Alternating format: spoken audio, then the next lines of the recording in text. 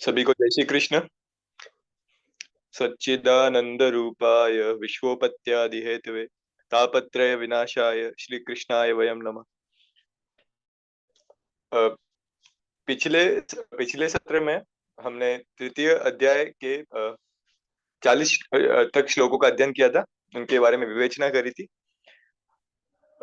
उसमें से 3 श्लोक शेष रह गए थे, पर उससे पहले एक हम समरी कर लेते हैं, और अंत में उन श्लोकों को भी हम कवर कर लेंगे।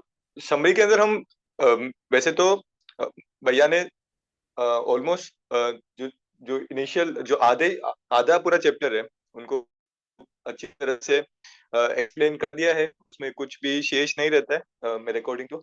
पर फिर भी मैं मेरी समझ के हिसाब से कुछ एक जो बिंदु हैं मुझे लगते हैं कि बताने चाहिए इसमें, वो भी मैं समराइज कर देता हूँ, और फिर हम अंत में उन 3 श्लोकों का अध्ययन करके सेशन को समाप्त करेंगे।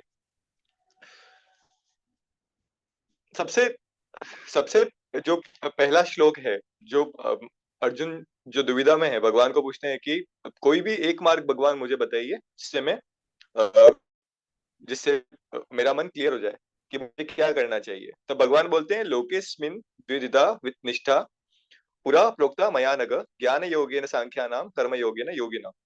ये जो तीसरा श्लोक है तीसरे अध्याय का, उसमें भगवान बोलते हैं निष्पाप, इस श्लोक में 2 प्रकार की निष्ठा मेरे द्वारा पहले कही गई है। उसमें से सांख्य योगियों की निष्ठा तो ज्ञान योग से, और योगियों की निष्ठा कर्म योग से होती है। मतलब 2 तरह के पाथ है। अगर वो डिपेंड करता है कि वो मनुष्य किस प्रकार का है।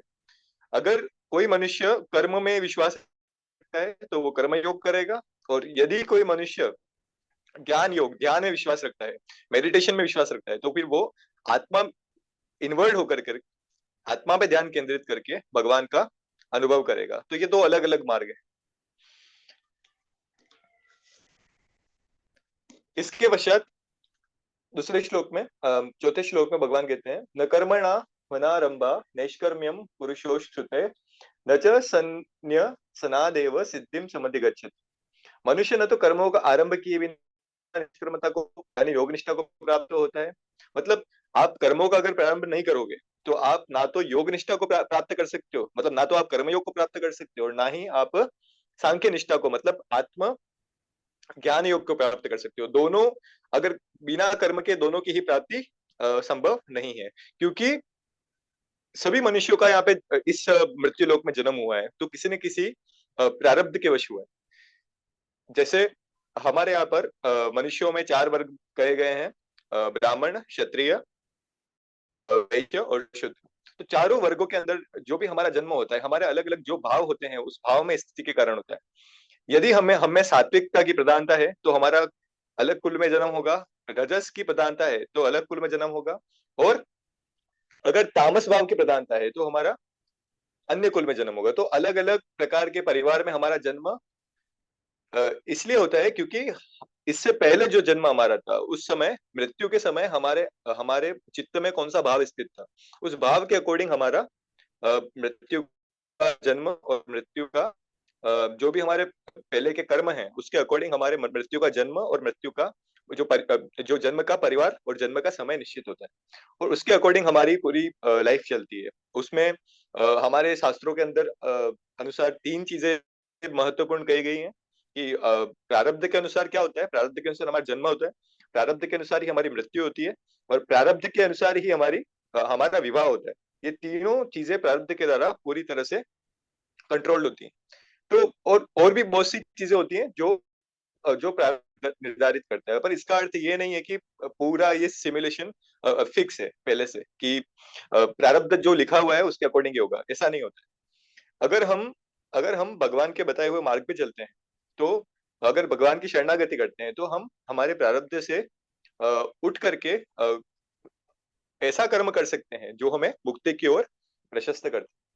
तो यहाँ पे भगवान यहाँ पे कहते हैं कि कर्म के बिना न तो आप नैष्कर्म्य को प्राप्त कर सकते हो, आपको अगर नैष्कर्म्यता को प्राप्त करना है ना, आपका जन्म हुआ है इसका मतलब है कि आप अभी भी जो त्रिगुणात्मिका प्रकृति है उन तीनों गुणों के अधीन हो।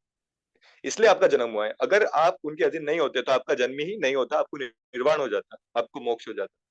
तो मनुष्य का जन्म ही इस बात का प्रमाण है कि उसके अंदर तीनों भाव स्थित है, सत्व, रजस और तमस। तो किसी किसी के अंदर सत्व मान लो, अ, रजस और तमस भाव नहीं है। कोई कोई जो मनुष्य है वो बिल्कुल सात्विक प्रकृति में पैदा हुआ है, जो सात्विक प्रकृति में उसका जन्म हुआ है। अगर वो सात्विक प्रवृत्ति भी उसकी वहां पे एलिमिनेट हो जाती है, तो वहां पर फिर सिर्फ वहां पे भगवान शेष रहते हैं, फिर सिर्फ भगवान बचते हैं वहां पे। तो फिर वो उसको आत्म साक्षात्कार हो जाता है, उसको वो परब्रह्म से एक हो जाता है उसकी आत्मा।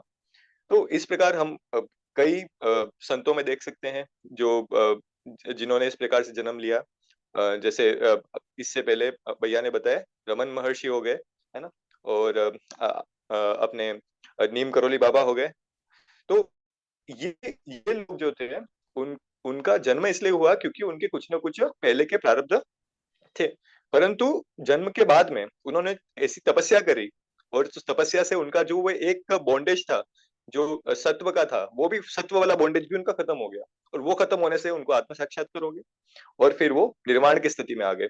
तो क्या आत्म साक्षात्कार होने से उनकी फिर क्या ब्रह्म से एक हो गए तो उनकी क्या मृत्यु हो गई? नहीं। उनके प्रारब्ध थे, उस प्रारब्ध के अनुसार उनका जीवन की जो आयु है वो निश्चित थी। तो वो पूरी आयु करके उनका शरीर शांत हुआ। तो यहाँ पे हम समझ सकते हैं कि हमारे जो हमें अगर आत्म हमें अगर सांख्य योग में भी हमारी निष्ठा है और हमें आत्म साक्षात्कार भी करना है, तो भी उसके लिए भी हमें क्या करना पड़ेगा? हमें उसके लिए भी कर्म करना पड़ेगा। ये सब महानुभाव ने भी तपस्या करी थी। जैसे रमन महर्षि है, रमन महर्षि की बहुत इंटरेस्टिंग एक कहानी है बचपन की। रमन महर्षि जब छोटे थे, जब बालक थे, तो किसी की उनके घर के आसपास या घर में ही किसी की मृत्यु हो जाती। तो मृत्यु हो जाती है तो रमन महर्षि बहुत जिज्ञासु थे बचपन में। तो उन्होंने उस व्यक्ति को देखा, और वो बोले कि ये व्यक्ति कल तक तो चल फिर रहा था और हंस रहा था, सब कुछ नॉर्मल था इसके अंदर, मेरे जैसे ही था, जो बाकी मनुष्य उस तरह से था। परंतु अभी ऐसा क्या हो गया कि ये ना तो हिल रहा है और ना ही बात कर रहा है, और अब ये कभी भी वो पहले वाली स्थिति में नहीं आएगा। तो उनके मन में ये जिज्ञासा हुई। तो उन्होंने फिर एकांत कमरे में उन्होंने सो करके देखा, क्या मैं भी इस स्टेट को क्या अचीव कर सकता हूँ क्या? तो उन्होंने इस प्रकार से, उनको हल्का सा ही तप करना पड़ा और उनको आत्म साक्षात्कार हो गया। तो उन्होंने वहीं पर अपनी जो बॉडी है और अपनी आत्मा है उसके बीच में जो डिस्टेंस है उसको एक्सपीरियंस कर लिया था। तो वहीं पर उनका आत्म साक्षात्कार हो गया। इसका अर्थ क्या है कि उनके पूर्व जन्म के भी बहुत सारे पुण्य कर्म थे, बहुत सारी तपस्या थी। उस तपस्या में वो एक और तपस्या ऐड हो गई, और वहीं पर वो आत्म साक्षात्कार को प्राप्त हो गए। इसी प्रकार से नीम करोली बाबा का एग्जाम्पल हम ले सकते हैं। वो उनका जन्म हुआ, उन्होंने भी बहुत कठिन तपस्या करी, ध्यान किया। वो basically Neem Karoli Baba was a Sankhya yogi, है ना। तो उन्होंने बहुत कठिन तपस्या करी, ध्यान किया ब्रह्म पे, बहुत मॉडर्न लैंग्वेज में बोल सकते हैं मेडिटेशन किया उन्होंने, बहुत इंटेंस डीप, और बहुत सारे उसमें घंटे दिए उन्होंने, बहुत सारा टाइम दिया। तो उस प्रकार से उनको भी मुक्ति हो गई। उनको भी मतलब जीते जी मुक्ति हो गई। हमारे यहाँ पर साधु संतों को क्या कहा जाता है? हमारे यहाँ साधु संतों को लिविंग डेड बोलते हैं। लिविंग डेड माने वो जी तो रहे हैं, पर जीने के बाद भी वो मरे हुए हैं, मतलब एक तरह से देखा जाए तो। और यहाँ पे हमारे संन्यास आश्रम के अंदर भी हम देखते हैं कि जीते जी ही हमको साधु संत जो होते हैं वो जीते जी ही पहले से ही अपनी शरीर का क्या कर देते हैं? तर्पण कर देते हैं, अपना ही श्राद्ध कर देते हैं। तो इस प्रकार से हम समझ सकते हैं कि हमको अगर दोनों में से कोई भी मार्ग अपनाना है, तो भगवान यह समझा रहे कि मनुष्य न तो कर्मों का आरंभ किए बिना निष्कर्मता को प्राप्त, योग निष्ठा को प्राप्त हो सकता है। कर्मों का आरंभ तो उसको करना ही पड़ेगा, है ना। और न कर्मों के केवल त्याग मात्र से सिद्धि, यानी कर्म का त्याग कर देगा उससे वो सांख्य निष्ठा को प्राप्त हो जाएगा, ये भी वो संभव नहीं। ठीक, तो ये दोनों बात है। इसके अगले श्लोक में, नहीं कश्चित क्षणमपि जातु तिष्ठेय कर्मकृत कार्यते ह्यवश कर्म सर्वः प्रकृति चेर गुणे है। इसका अर्थ है कि कभी भी किसी भी काल में हम कर्म किए बिना नहीं रह सकते, है ना। अगर हम क्या बाद वाले श्लोक में आप बोलेंगे कि कोई अगर मूड व्यक्ति है ना, कोई मिथ्याचारी है, अगर वो ऐसे बाहर से तो ऐसा शो करेगा कि उसने ऐसी वेशभूषा भी धारण कर ली है कि वो संत है और उसको सब आध्यात्मिक ज्ञान हो गया है, मतलब खाली फिजिकल अपीयरेंस उसका ऐसा है कि वो शो कर रहा है संसार को कि उसको सब ज्ञान हो चुका है, पर अंदर अगर वो विषयों के बारे में चिंतन करता है तो वो मिथ्याचारी, वो वो आचरण जो है वो दंभ कहलाएगा। वो आत्मज्ञान नहीं है। और कभी भी कोई भी मनुष्य ही नहीं, कोई भी फिजिकल सिस्टम जो जो भी फिजिकलिटी के अंदर आता है, वो कोई भी सिस्टम बिना अपनी स्टेट चेंज किए नहीं रह सकता है ना। तो वो हम बोलते हैं कि जो परिवर्तन है वो संसार का नियम है ना। यहाँ पे जो पूरा जो यूनिवर्स है वो लगातार क्या कर रहा है, एक्सेलरेट कर रहा है, इवॉल्व कर रहा है ना।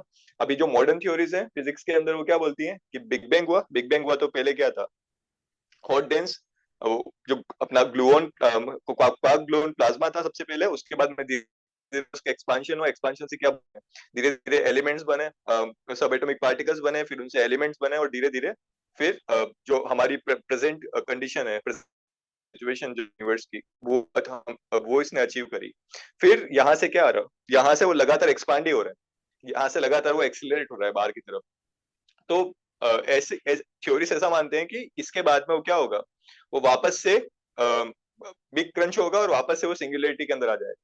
वैसे हम उसमें नहीं जाएंगे, पर यहाँ पर मेरा पॉइंट ये है कि यूनिवर्स जो है, जो भी चीजें फिजिकल यूनिवर्स के अंदर है, उनका एक बेसिक लॉ है कि वो इवॉल्व करेगी टाइम के साथ में। और इवॉल्व कैसे करेगी, इवॉल्व फॉरवर्ड ही करेगी वो, है ना।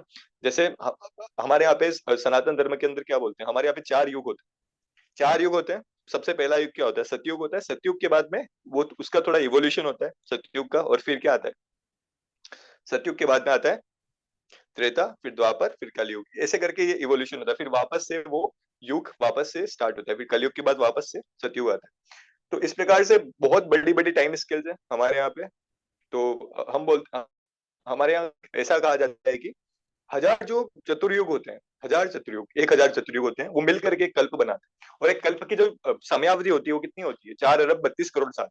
तो इतनी लंबी लंबी टाइम टाइम स्केल है हमारे यहाँ। तो कहने का अर्थ ये है कि सभी फिजिकल सिस्टम्स लगातार इवॉल्व कर रहे हैं। और इवोल्यूशन क्या हो रहा है, इवोल्यूशन हमेशा फॉरवर्ड हो रहा है, ये कभी भी बैकवर्ड नहीं जाता है। मतलब अगर आपने 2+2 4 सीख लिया है ना, उसके बाद में अगर आपने और कॉम्प्लिकेटेड कैलकुलेशन भी सीख ली है, तो फिर आपका 2+2 4 अगर आप सीखते हो बाद में भी, तो आप कॉन्शियसनेस पे उसको फर्क नहीं पड़ेगा, बिकॉज वो नॉलेज ऑलरेडी अटेन हो चुका है, उतनी कॉन्शियसनेस हमारी ऑलरेडी एक्सपांड हो चुकी है। तो इस प्रकार से हमारे हमारे जो हमारा जो आगे आगे आगे जो बर्थ हो रहे हैं, जैसे इससे प्रीवियस बर्थ में हम लेस कॉन्शियस हो रहे हैं, अभी आगे वाला बर्थ है उसके हम अभी वाला बर्थ है उसके अंदर हम थोड़े ज्यादा कॉन्शियस है पहले वाले से, और आगे वाला जो होगा उसमें तो और थोड़े ज्यादा कॉन्शियस हो गया, ये आइडियल सिचुएशन। पर अगर हमारे कर्म इस प्रकार से नहीं है, तो अभी हमारी जो स्थिति है, मनुष्य स्थिति, हम उससे भी नीचे गिर सकते हैं। तो आवश्यक नहीं है कि अगला जन्म भी हमें मनुष्य के मिले, है ना। तो इससे नीचे का भी निकृष्ट जीवन भी मिल सकता है अगर हमने सावधानी कर्मों में नहीं रखी तो इसमें भगवान यही समझाते हैं कि अ, कोई भी मनुष्य बिना कर्म किए नहीं रह सकता है, ये उसके लिए संभव ही नहीं है। बिकॉज वो प्रकृति के अंतर्गत आता है, और प्रकृति क्या होती है, त्रिगुणात्मिका होती है। सारा मनुष्य समुदाय प्रकृति जनित गुणों के द्वारा परवश है। हम परवश है, हमारे हम खुद के अकॉर्डिंग नहीं चल सकते, भले ही वो अ, जो ये बिलियनियर्स है, वो कितना भी टेक्नोलॉजी को डेवलप कर लें, तो उनको जो मशीन्स बनानी पड़ेगी वो बनानी पड़ेगी तो नेचर के लॉ के हिसाब से, है ना। F=ma को चेंज नहीं कर सकते। वो जो नेचर के लॉज हैं, फिक्स वही लॉज हैं, उनके अकॉर्डिंग उनको चलना पड़ेगा। तो हम प्रकृति के गुणों के अधीन हैं, हम उनको ओवरकम नहीं कर सकते किसी भी स्थिति में, कोई भी नहीं कर सकता है ना। तो यहाँ पे श्लोक में ये समझाने की यह समझाया गया भगवान के द्वारा। इसके बाद में यस्तिन्द्रियाणि मनसा, जो 7वां श्लोक है वो है, यस्तिन्द्रियाणि मनसा नियम या रभते अर्जुन कर्मेंद्रिये कर्म योगम असक्तः सवशिष्यते। जो पुरुष मन से इंद्रियों को वश में करके अनासक्त हुआ समस्त इंद्रियों द्वारा कर्मयोग का आचरण करता है, वही श्रेष्ठ है। मतलब आउटकम के अंदर जिसकी आसक्ति नहीं है किसी भी प्रकार के, वही कंप्लीट डिवोशन से जो कर्म कर रहा है वही एक्चुअल में कर्मयोग कर रहा है और वही श्रेष्ठ है। कैसे? जैसे अब जितने भी हम एग्जाम्पल इसको समझते हैं, हम जितने भी वर्ल्ड के बेस्ट परफॉर्मेंस को देखते हैं, परफॉर्मर्स मतलब अब स्पोर्ट्स में ले लो, आप सिंगिंग में ले लो, आप फिजिक्स में ले लो, मैथमेटिक्स में ले लो, है ना। जब जब वो लोग जो कर्म कर रहे थे, उनकी अ, उनकी जिन्होंने भी बहुत ही ब्रिलियंट काम किया, मतलब जैसे फॉर एग्जांपल रामानुजन, है ना, उनकी उनकी आउटपुट जो आउटकम था उसके अंदर उनकी आसक्ति इतनी नहीं थी। उन्होंने सिर्फ उनको उनको प्रेम था मैथमेटिक्स से, तो उसके हिसाब से वो कर्म कर रहे थे। फिर उसके अंदर दूसरे भी एंगल है एक्चुअली, उनकी वो देवी भक्त थे। पर ऐसे हम दूसरे और भी एग्जांपल्स देखेंगे जहाँ पर मनुष्य का जो ईगो होता है, जो सेल्फ होती है, जो उसने अक्यूमुलेट किया होता है बाहर से, जो उसकी आइडेंटिटी होती है, वो डिसॉल्व हो जाती है। वहां पे वो नहीं रहती है, खाली वो कर्म को कर्म करने के हिसाब से करता है और आउटपुट के अंदर आसक्ति नहीं रखता। आउटपुट तो उसको चाहिए पर उसमें आसक्ति उसकी नहीं रहती है। मिला तो भी ठीक, नहीं मिला तो भी ठीक, मैं मेरा कर्म पूरी डिवोशन के साथ में करूंगा। तो इस प्रकार का जो कर्म होता है वही श्रेष्ठ है। तो यहाँ पे भगवान का भी जीवन हम देख देख सकते हैं। भगवान ने एक बार जो भी स्थान छोड़ा, उस स्थान पे भगवान वापस से लौट कर नहीं आए कि मुझे उन लोगों की वापस याद आ रही है तो मैं उनको मिल के आता हूँ। फॉर एग्जाम्पल वृंदावन, भगवान एक बार वहां से गए तो वहां पर वापस से वो नहीं आए कि चलो कुछ दिन वहां पे रह के आते हैं, क्योंकि वो लोग भी अ, अ, अ, वो लोग भी मुझे याद कर रहे हैं, है ना। क्योंकि वहां पे भगवान भगवान थे वो, उनसे तो सबका एकदम आत्मिक कनेक्शन था। तो उनकी विरह वेदना और इन सब के बारे में तो हम सुनते ही है। उसके बाद भी भगवान उसके उन सब के सब विषयों में अवेयर होते हुए भी वहां पर वापस नहीं गए। तो इस प्रकार की अनासक्ति, पर जब वहां थे तो पूरे उनके बन के रहे। मतलब श्री कृष्ण हमारे पास में बैठे हुए हैं तो श्री कृष्ण, हम ही श्री कृष्ण के लिए सब कुछ है, हमारे अलावा श्री कृष्ण का कोई संसार में है ही नहीं। इस प्रकार की भावना से भगवान उनके साथ में थे, परंतु जब गए तो पूर्णतः अनासक्ति के साथ में उस पूरे स्थान को सभी लोगों को उन्होंने छोड़ दिया। फिर वापस से वहां पे वो नहीं आया। फिर उनको जो नया रोल था भगवान का, फिर नए रोल के अंदर वो पूर्णतः वहां पे आ गए। तो भगवान ने पूरे अपने जीवन के माध्यम से हमको सिखाने का प्रयास किया है कि किस प्रकार से इस प्रकार का अनासक्ति वाला कर्म हम कर सकते हैं, और यही एक्चुअल में कर्म योग है और वही श्रेष्ठ है। सो अगला श्लोक, नियतम कुरु कर्म त्वं कर्म ज्यायो ह्यकर्मणः शरीर यात्रा पेचते न प्रसिद्ध्येद कर्मणः। तो शास्त्र वेद कर्तव्य कर्म। अब यहाँ पे भगवान ने स्टेब्लिश कर दिया है कि भाई आपको कर्म तो करना ही है ना। सब मार्गों से अब कर्म किए बिना आप नहीं रह सकते। ठीक है। और आगे एक अलग स्टेट आएगी जो आत्म साक्षात्कार वाली स्टेट है, जहाँ पे ब्रह्म से ब्रह्मानुभव हो जाता है मनुष्य को, वो अलग स्टेट है। पर यहाँ पे भगवान स्टेब्लिश कर चुके हैं कि कर्म करना आवश्यक है, पर कर्म किस तरह का होना चाहिए? कर्म होना चाहिए शास्त्र विहित कर्म होना चाहिए। ऐसा नहीं कि हम हमारे खुद का ही लो बना दे कुछ और उसके अकॉर्डिंग हम उसको धर्म मान के चलने लग जाए कि हाँ ये धर्म है। वो शास्त्र विहित होना चाहिए। इसको जो शंकराचार्य जी हैं पुरी में, उन्होंने बहुत ही अच्छे एग्जाम्पल से समझाया था कि देखो धर्म क्या है। धर्म है एक मोटी मोटी डेफिनेशन धर्म की हम ले लेते हैं कि मेहनत करके कोई व्यक्ति धन कमा रहा है और धन कमा करके वो कुछ लेकर के खाद्य पदार्थ लेकर के वो खा रहा है। ठीक है। और एक दूसरा मनुष्य है वो चोरी कर रहा है, चोरी करके वो कुछ चोरी करके भी उसके पास पैसा आ रहा है और फिर वो उससे कुछ लेकर के खा रहा है, पेट भर रहा है अपना। तो यहाँ पे दो प्रकार के कर्म है। परंतु शास्त्रविहित कर्म कौन सा है? शास्त्र विहित मेहनत वाला कर्म। वो करके क्योंकि उसमें उसका चित्त प्रसन्न रहेगा, उसकी आत्मा में शांति रहेगी, है ना। वो अपने अपनी जो रियलिटी है, अपने अंदर की जो आत्मा की रियलिटी है, वो उसके जितना क्लोज अनुभव करेगा, क्लोज फील करेगा, वो धर्म की व्याख्या वहां होती है। और जितना वो अपनी इंट्यूशन से लायक मतलब झूठ बोलेगा, अपने जो उसकी इंट्यूशन बोल रही है उसके विरुद्ध जाएगा और वैसा आचरण करेगा, तो वो अधर्म की श्रेणी में आता है। शास्त्र विहित कर्म वो नहीं होता। तो यहाँ पे दोनों तरह के लोग हैं, एक मेहनत कर रहा है, एक चोरी कर रहा है। मेहनत करके जो रबड़ी खाएगा, है ना, उसको भी रबड़ी क्या लगेगी? मीठी लगेगी। और जो चोरी करके खा रहा है उसको भी ऐसा तो है नहीं रबड़ी कड़वी लगेगी, उसको भी मीठी लगेगी, है ना। तो दोनों को मीठी लग रही है, परंतु इसका जो परिणाम है, जो जो परिणाम है वो परिणाम बहुत ही घातक होगा किसके लिए, चोर के लिए। परंतु यहाँ पर जो सत्व भाव स्थित हुआ है इसके अंदर मेहनत करने वाले में, उसका परिणाम उसको बहुत अच्छा मिलेगा। क्योंकि हमारे हमारे यहाँ पर शंकराचार्य जी ने भी व्याख्या करी है कि जो भी हम कर्म करते हैं, है ना, अगर हम कर्मयोग से कर रहे हैं तो फिर वो कर्म हमको बांधता नहीं है। परंतु मान लो अगर हमने कोई कर्म किया है अच्छे भाव से, अच्छे अच्छे संकल्प से कर्म किया है, तो वो कर्म हमको बांधेगा। और किस तरह बांधेगा, हमको वो स्वर्ग देगा या फिर हमको वो शुभ फल देगा आगे कभी। तो अगर हम किसी कर्म को करते हैं तो अच्छा मान के करते हैं कि मैं अच्छा कर्म कर रहा हूँ, ऐसा मान के करते हैं, तो वो कर्म हमारे अंतःकरण में सन्निहित हो जाता है। और तब तक सन्निहित रहता है जब तक कि हमको वो फल नहीं देते। और जरूरी नहीं है वो हमको फल इसी जन्म में देगा, वो हो सकता है अगले जन्म में दे, है ना। तो अगर कोई भगवान का ध्यान करता है, भगवान की पूर्णतः शरणागति करता है, तो वो अलग बात है कि उसके संचित कर्म जो है इस जन्म के, वो भी क्या हो जाते हैं, सारे समाप्त हो जाते हैं।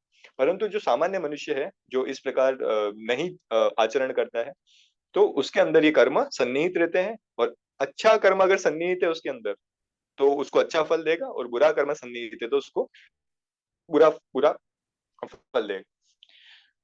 तो इस प्रकार से हम इसको समझ सकते हैं। हमको शास्त्र विहित कर्म ही करना चाहिए, और कर्म न करने से तेरा शरीर निर्वाह भी सिद्ध नहीं होगा। नहीं नहीं कर्म करेंगे तो हम खाएंगे भी क्या, है ना। तो यहाँ पे दोनों बात है।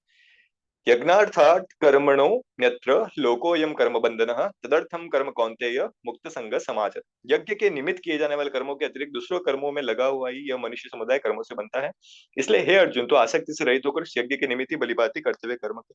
मतलब अगर वही बात है, आप स्वार्थ के लिए जो भी काम करोगे आप, वो सारा जो कार्य है स्वार्थ के लिए कर रहे हैं हम, अपने स्वार्थ के लिए वो सारा कार्य। अब वो स्वार्थ वाला काम तामसिक प्रगति का भी हो सकता है जो चोर कर रहा है, ठीक है, और सात्विक प्रगति का भी हो सकता है जो मेहनत वाला कर रहा है। परंतु वो दोनों कर्म क्या है, दोनों कर्म बांधने वाले हैं, है ना। फल दोनों के मिलेंगे, एक का अच्छा मिलेगा एक का बुरा फल मिलेगा, पर दोनों के फल बांधने वाले हैं उस मनुष्य को, है ना। तो एक एक एक जो चोर है वो लोहे की जंजीर से बंधा हुआ है, और जो मेहनत करके खा रहा है वो किस जंजीर से बंधा हुआ है, जो ये सोच रहा है कि मैं शुभ कर्म कर रहा हूँ, वो किस जंजीर से बंधा हुआ है, सोने की जंजीर से बंधा है। परंतु दोनों ही बंधे हुए हैं, ये बात यहाँ समझना आवश्यक है। परंतु इसको हम ओवरकम कैसे कर सकते हैं एज अ सांसारिक प्राणी।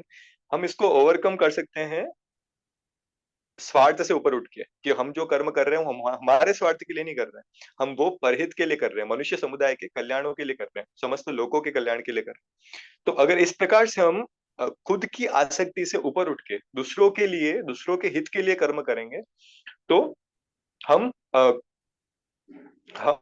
हम वो कर्म वो कर्म जो होंगे वो बांधेंगे नहीं। सह यज्ञाः प्रजाः सृष्टा पुरोवाच प्रजापतिः अनेन प्रसविष्यत्व मेष वस्तुष्ठ कामधुक्। प्रजापति ब्रह्मा ने कल्प के आदि में यज्ञ से ही प्रजाओं को रचकर, अब कल्प के आरंभ में बोल रहे हैं भगवान यहाँ पे, कल्प के आरंभ में मतलब यहाँ पे पूरा डिस्ट्रक्शन हुआ होगा कल्प से पहले, और फिर वापस नया कल्प उत्पन्न होता है ना। तो इसका एक अलग पूरा मैथमेटिक्स है हमारे यहाँ पे कि कितने कल्प होते हैं, फिर कल्प कल्प भी करके कितने मनवंतर बनाते हैं, फिर मनवंतर से और फिर बड़ी टाइम स्केल से बहुत बड़ी बड़ी, तो और छोटी भी टाइम स्केल निमेश तक भी है।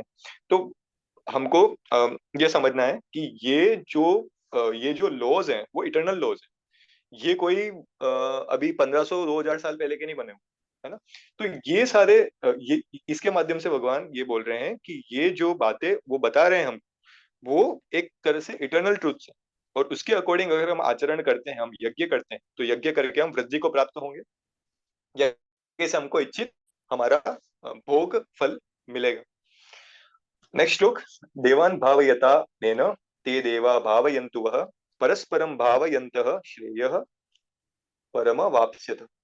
तुम लोग इस यज्ञ के द्वारा देवताओं को उन्नत करो और देवता तुमको उन्नत करेंगे। इस प्रकार निस्वार्थ भाव से एक दूसरे को उन्नत करते हुए तुम लोग परम कल्याण को प्राप्त हो जाओगे। अब ये यहाँ पे होता क्या है, देखो हमारे यहाँ पे शास्त्रों में पुराणों में बहुत सारी ऐसी कथाएं आती है जहाँ पे देवता रुष्ट हो जाते हैं, है ना। क्योंकि देवता भी क्या है, देवता भी कहीं ना कहीं उसके अधीन है, प्रकृति के अधीन है, प्रकृति ही देवता है, ठीक। तो अगर हम, ये रेसिप्रोसिटी है देवताओं के अंदर, अगर हम देवताओं को पुष्ट करेंगे तो वो भी हमको वापस पुष्ट करेंगे।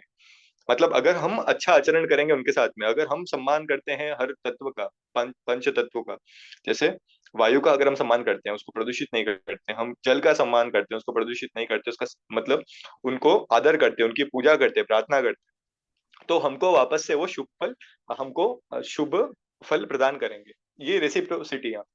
पर अगर हम ऐसा नहीं करते, अगर हम उनका अपमान करते हैं, उनका खाली भोग की दृष्टि से उनको देखते हैं, तो फिर वापस वो भी कुपित हो जाते हैं। तो इस प्रकार से अगर इस प्रकार से निस्वार्थ भाव से हम एक दूसरे को उन्नत कर सकते हैं, देवताओं को हम उन्नत करें और देवता हमको वापस से बदले में वापस से उन्नत करेंगे। तो इस प्रकार से हम एक अच्छा जीवन यापन कर सकते हैं, और इसी इसी पाथ को फॉलो करते हुए हम कल्याण को प्राप्त होंगे अल्टीमेटली। तो इसका ये मतलब है। सो अब यहाँ पे जो पंच, जो जो भी देवता है हमारे धर्म के अंदर, वो देवता क्या है? जैसे फॉर एग्जाम्पल हम लेते हैं वायुदेव। वायुदेव क्या है? वायुदेव वायु है, प्रत्यक्ष देव है हमारे सामने। सूर्य देव प्रत्यक्ष देव है, हमको दिखते हैं। जल, जो वरुण देव हैं वो भी हमको दिखते हैं, ठीक है। तो ये सब क्या है? ये सब प्रकृति के अधीन ही तो है, ये सब प्रकृति तो है, परंतु इनकी सबके अलग अलग क्वालिटीज है। और ये बेसिकली कहाँ से फॉर्म हो रहे हैं? इनका बेसिस क्या है? इनका बेसिस ब्रह्म है, भगवान है। तो भगवान के बिना इन सब देवताओं का भी अस्तित्व संभव नहीं है। परंतु ये जो देवता है, ये भगवान की माया के अंतर्गत आते हैं। और माया के अंतर्गत जो भी है, जो भी प्रकृति के अंतर्गत है, वो उसके अंदर दोनों चीजें हो सकती है। वो वो चीज अच्छा फल देने वाली भी हो सकती है और बुरा फल देने वाली भी हो सकती है। परंतु हम, जो भगवान है, भगवान हमेशा ही अपने भक्तों पे अहेतु की कृपा करते हैं, जो बिना बात की कृपा करते हैं, है ना। ऐसे सिर्फ एकमात्र केवल भगवान ही है।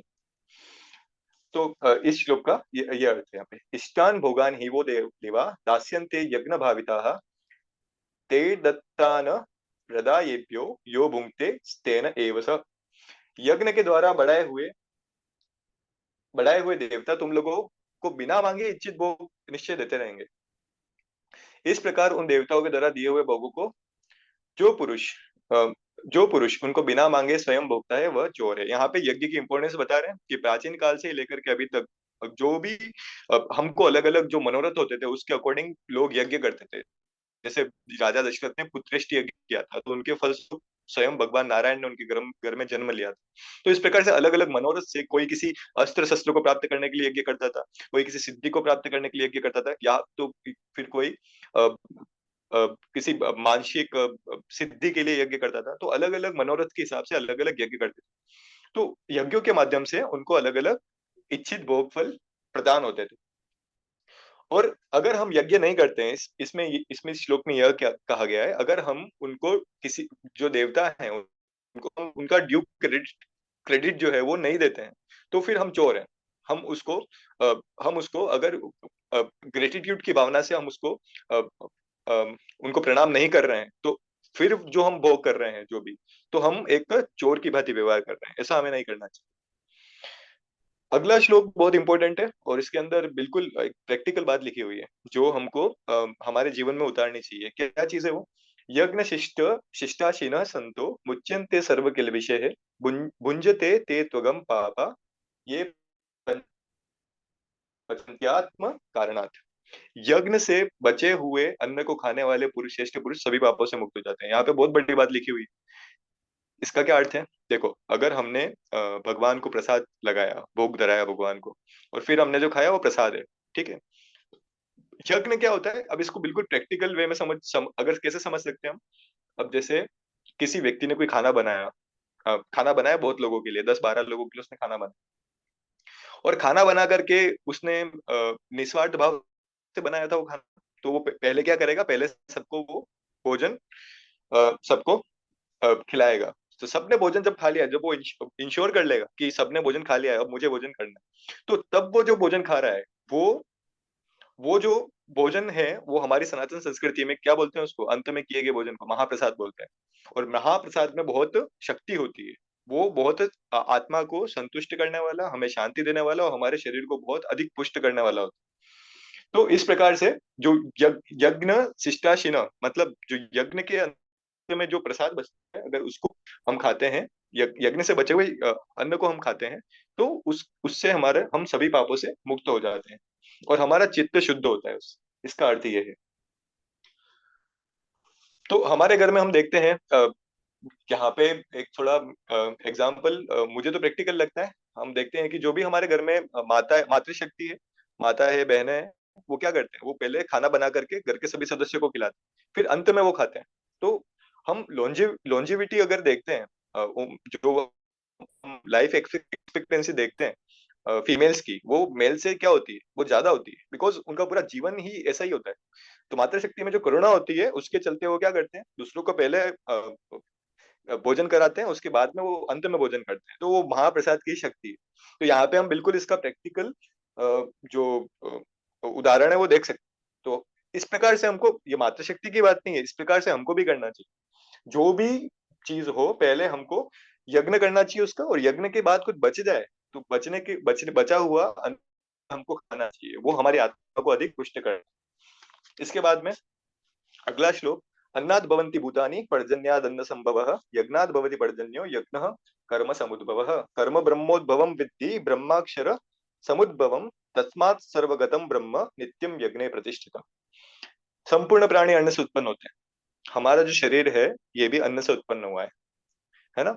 अब अब अन्न से उत्पन्न हुआ है, तो चेतना से चेतना की उत्पत्ति हो रही है ना। हम क्या ले रहे हैं, हम जो भी कंज्यूम कर रहे हैं वो अन्न है। अन्न भी एक प्रकार से चेतना होती है उसके अंदर, पर वो चेतना थोड़ी लो लेवल पे होती है। परंतु जो भी अन्न हमको जो भी अन्न है हमारे आसपास में, वो सारा अन्न क्या है, उसके अंदर भी कोई ना कोई उसमें भी किसी लेवल की चेतना है। तो वहां पे पर वो थोड़ी सिंपल चेतना है। वो हमारे पास जो चेतना है उतनी उस लेवल की अवेयरनेस उनके पास में, अन्न के पास में नहीं। वो अन्न जब हम ग्रहण करते हैं तो हम हमारी हमारी चेतना भी विकसित होती है ना। तो यहाँ पे अ, जैसे हम इसको समझ सकते हैं कि प्रकृति के अंदर तीन प्रकार की शक्ति होती है ना। पहली क्रिया शक्ति होती है, जो हम मनुष्य के कॉन्टेक्स्ट में लेते होगा। क्रिया शक्ति होती है, दूसरी ज्ञान शक्ति होती है, और तीसरी होती है उपासना शक्ति। क्रिया शक्ति क्या होती है, जो भी हमको मूविंग थिंग्स दिख रही है, जो भी चलता फिरता सब दिख रहा है हमको, है ना, वो क्रिया शक्ति है। ज्ञान शक्ति, जो हमारा ज्ञान है, वो ज्ञान शक्ति है। और उपासना शक्ति, जो भी हम हमारा तपोबल है, जो भी हम अ, मानसिक एफर्ट करते हैं, है ना, वो सारी उपासना शक्ति के अंतर्गत आती है। तो इस प्रकार से जो हम अन्न खाते हैं, तो इससे हमारा ये भौतिक शरीर बनता है। और अन्न कहाँ से आता है, अन्न की उत्पत्ति कहाँ से होती है, वृष्टि से होती है। अभी आगे एक श्लोक और आएगा, उसमें भगवान कहते हैं कि वृष्टि जो है, वर्षा है, वो भगवान ही है, और भगवान ही जीवन के रूप में सभी पेड़ पौधों में प्रवेश करता है, वर्षा की बूंदों के रूप में। और वृष्टि कहाँ से होती है, वृष्टि यज्ञ से होती है। और यज्ञ कहाँ से होता है, यज्ञ विहित कर्मों से उत्पन्न होने वाला है। और यहाँ पे मैं अंडरलाइन करना चाहूंगा इस चीज को, यज्ञ कर्म समुद्भव। यहाँ पे बहुत इंपॉर्टेंट चीज है। यज्ञ कर्म समुद्भव का अर्थ ये है कि यज्ञ कैसे होता है, यज्ञ होता है कर्म से, है ना। अगर आपके अंतःकरण के अंदर, अगर आपका कोई पुण्य है पहले का, अगर आपके अंतःकरण के अंदर कोई अ, ऐसा कोई शुभ कर्म सन्निहित है जो आपको शुभ फल देने वाला है, अगर ऐसा कुछ है, तो वो आपसे यज्ञ कराएगा, है ना। और कर्म कहाँ से आता है, कर्म समुदाय को तू वेद से उत्पन्न जान। और कर्म कहाँ से हुआ, कर्म कर्म कर्म की उत्पत्ति वेद से मानी गई है, और वेद को अविनाशी परमात्मा से उत्पन्न हुआ। क्यों, और वेद के जो भी वाक्य हैं, वो कहाँ से आए, वो सीधे भगवान से आए हुए। तो इससे सिद्ध होता है सर्वव्यापी परम अक्षर परमात्मा सदा ही यज्ञ में प्रतिष्ठित है। तो इससे ये जो चेन रिलेशन है, इससे ये प्रूव किया हुआ है कि यहाँ पर हम जो यज्ञ करते हैं, परमात्मा सदा ही उस यज्ञ में प्रतिष्ठित होते हैं, है ना। जो भी हम दूसरों की सर्विस करते हैं किसी भी प्रकार की, तो उसमें भगवान होते हैं। तो यहाँ पे जो भी विवेकानंद जी जैसे जो महापुरुष थे, उन सब ने यही मैसेज दिया था कि अगर आपको भगवान को एक्सपीरियंस करना है, तो आप क्या करो, दूसरों का परिहित करो, दूसरों की सेवा करो। तो वो भी एक तरह का यज्ञ है, और उसमें भगवान सब। अगला श्लोक, एवं प्रवर्तितम चक्रम नानुवर्तयति हयः अगायुरिंद्रिया रामो मोगम पार्थ सजीवति।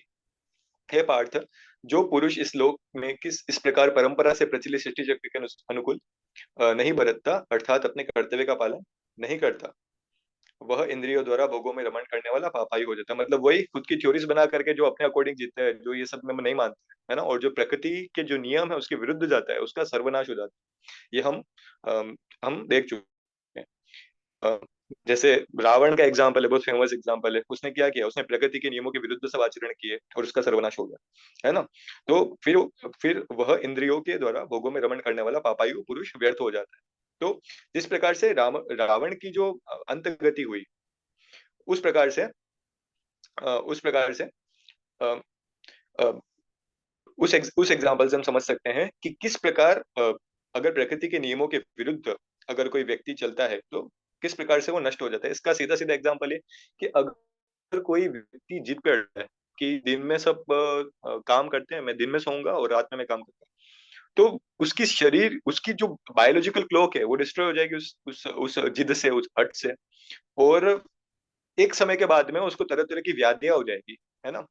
अ, बहुत सारी व्याधियों का कारण अभी ये माना गया है कि जो सर्काडियन रिदम है हमारी, अगर वो बायोलॉजिकल क्लॉक है, अगर वो सही नहीं चलती है तो बहुत सारी डिजीज मनुष्य में हो जाती है। तो अगर हम प्रकृति के विरुद्ध चलते हैं तो हमें उसका नुकसान है। और ये अलग अलग स्केल पे हो सकता है नुकसान। हो सकता है हम कम स्केल पे वो काम कर रहे हैं प्रकृति के विरुद्ध वाला, तो हमको कम नुकसान हो रहा हो। अगर इसको आप बढ़ा दोगे तो वो नुकसान भी बढ़ जाता है। और रावण वाला जो एग्जाम्पल है वो एक्सट्रीम एग्जाम्पल है वो। तो इस श्लोक का ये भावार्थ है। हम्म, अगला श्लोक। यस्त्वात्मरतिरेव सदा सदात्मतृप्तश्च मानवः आत्मन्येव संतुष्ट तस्य कार्यम न विद्यते। परंतु जो मनुष्य आत्मा में ही रमण करने वाला है और आत्मा में ही तृप्त है, आत्मा में संतुष्ट है, उसके लिए कोई भी कर्तव्य नहीं है। देखो, हम जो भी जिस भी व्यक्ति ने जन्म लिया है, जन्म होते ही सबके लिए प्रिस्क्रिप्शन है। प्रिस्क्रिप्शन है तभी उसने जन्म लिया है ना। अगर किसी का ब्राह्मण कुल में जन्म हुआ है, तो अगर वो सात्विक स्वभाव है उसका, तो उसके लिए प्रिस्क्रिप्शन है। उसको सर्टेन उसका कर्म करना पड़ेगा, वही इसको लिबरेट करेगा कहीं ना कहीं जाकर के, किसी न किसी पॉइंट पे जाकर के। परंतु अगर वो वो कर्म करते हुए अगर वो आत्म साक्षात्कार उसको हो जाता है, जैसे विभिन्न महापुरुषों को हुआ है, रमन महर्षि, नीम करोली बाबा आदि, तो वहां पे उनके लिए सारे प्रिस्क्रिप्शन क्या हो जाते हैं, वहां पे उनके लिए कोई भी प्रिस्क्रिप्शन नहीं रहते हैं, है ना। तो यही यही यहाँ पे वही चीज बताई गई है कि उनके लिए कोई भी कर्तव्य कर्म फिर कोई भी प्रिस्क्रिप्शन वहां पे नहीं है, उनके लिए कोई भी बाउंडेशन नहीं है कि उनको यही करना है वो करना है, उनके लिए फिर कुछ भी नहीं रह जाता है। अगला श्लोक। नैव तस्य कृतेनार्थो नाकृतेनेह कश्चन न चास्य सर्वभूतेषु कश्चिदर्थ व्यपाश्रयः। उस महापुरुष का इस विश्व में न कर्म करने से कोई प्रयोजन रहता है, कोई कर्म नहीं करता है वो, और न कर्मों के न करने से प्रयोजन रहता है। मतलब दोनों तरफ वो ड्यूअलिटी से हट गया वो। ना तो उनको कर्म करने हैं, ना उनको कर्म, ना उनके लिए कोई प्रिस्क्रिप्शन नहीं है, जीरो प्रिस्क्रिप्शन, कुछ भी नहीं है ना। तथा संपूर्ण प्राणियों में भी इनका किंचित मात्र भी स्वार्थ का संबंध नहीं रहता है। यहाँ पे हम फेमस एग्जाम्पल ले सकते हैं नीम करोली बाबा का, कि उनको चाहे फॉरेनर्स उनके पास में आ रहे थे, चाहे लोकल लोग आ रहे थे, चाहे प्रधानमंत्री आ रहे थे, उनको कोई फर्क नहीं पड़ रहा था किसी से। क्योंकि उनका उनका उन जो सांसारिक लोग होते हैं उनमें कोई भी किसी भी प्रकार का स्वार्थ नहीं रहता है, उनके सब वो समान होते हैं। उनके लिए कोई अगर एनिमल भी आ जाएगा वहां पे, तो वो भी उनके लिए उसी प्रकार से उसी इंपॉर्टेंस का होगा। तो यहाँ पे ये चीज समझाई गई है। उसके बाद में अगर ये स्टेट कोई अचीव कर ले, उसके बाद में उनका कोई भी किसी भी प्राणी के अंदर स्वार्थ का संबंध नहीं रहता। इसका अर्थ ये नहीं है कि वो किसी में किसी किसी कर्म को नहीं कर सकते, उसका जो ड्यूटी है उसको नहीं कर सकते किसी चीज को। फॉर एग्जाम्पल, नीम करोली बाबा को जब आत्म साक्षात्कार हो भी गया, सब कंप्लीट उनको आत्मज्ञान हो गया, उसके बाद भी उन्होंने उनके जो जो बालक थे, उनकी जो बेटियां थी, उनकी उनकी उनकी उन्होंने शादी कराई। और हमने यहाँ पे शंकराचार्य जी का एग्जाम्पल देखा कि उन्होंने क्या किया, उन्होंने संसार छोड़ दिया, संन्यास ले लिया। संन्यास के बाद भी उन्होंने अपनी अपनी माता जी का अंतिम संस्कार किया। तो इस प्रकार अंतिम समय में वो पास में आए, तो इस प्रकार उनके लिए प्रिस्क्रिप्शन नहीं था वो कि आपने संन्यास ले लिया है तो आप वापस से वहां नहीं जा सकते। वो प्रिस्क्रिप्शन से दूर हो गए। तो उनके लिए वो भी कोई बाउंडेशन नहीं, उनके लिए करना भी बाउंडेशन नहीं और नहीं करना भी उनके लिए बाउंडेशन। तो यहाँ पे ये चीज समझाई गई। तो हम आज 17 श्लोक तक की हम अध्ययन करेंगे। सॉरी 18वें श्लोक तक ही हम अध्ययन करेंगे, और इसके पश्चात जो श्लोक है ये काफी डिटेल में हमको समझने की जरूरत है। और हम अगले सेशन में प्रयास करेंगे कि ये पूरे चैप्टर की थर्ड चैप्टर की हम समरी कर लें। ऑलमोस्ट सारी चीजें ने कवर कर ली थी। उसके बाद में मेरे बोलने लायक कुछ बचता नहीं था, फिर भी कुछ कुछ पॉइंट्स थे जो मुझे लगता था कि मुझे हाईलाइट करने चाहिए, तो उसके अकॉर्डिंग मैंने समझाने का प्रयास किया। ठीक है, अब आज के लिए इतना ही। सभी को जय श्री कृष्ण। मोहित, बहुत ही सुंदर प्रयास। इस सत्र की हम समाप्ति की ओर बढ़ते हैं, और आखिरी अनुरोध, शांति मंत्र से इस सत्र का समाप्ति कीजिए। धन्यवाद। ओम पूर्णमद पूर्णमिदम पूर्णात् पूर्णमुदच्यते पूर्णस्य पूर्णमादाय पूर्णमेवावशिष्यते। ओम शांति शांति शांति।